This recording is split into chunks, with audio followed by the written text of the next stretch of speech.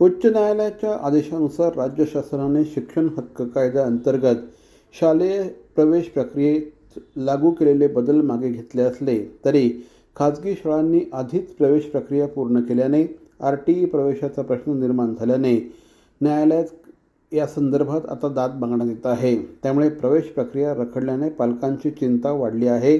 या प्रकरणाची सुनावणी जुलै महिन्यात होणार आहे। शासनाच्या चुकीमुळे विद्यार्थ्यांचं शैक्षणिक नुकसान होत असल्याचा आरोप पालक संघटनांनी केला आहे।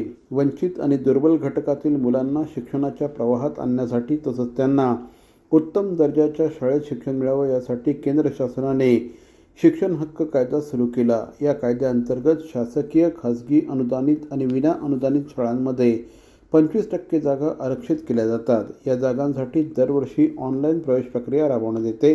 मात्र यंदाच्या वर्षी RTE 25% ऑनलाईन प्रवेश प्रक्रियेत राज्य शासनाने नवीन बदल केले।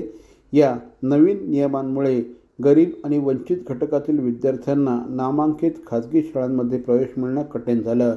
परंतु मुंबई उच्च न्यायालयाने या निर्णयाला स्थगिती दिल्याने विद्यार्थ्यांना खाजगी शाळेत प्रवेश मिळण्याचा मार्ग मोकळा झाला होता।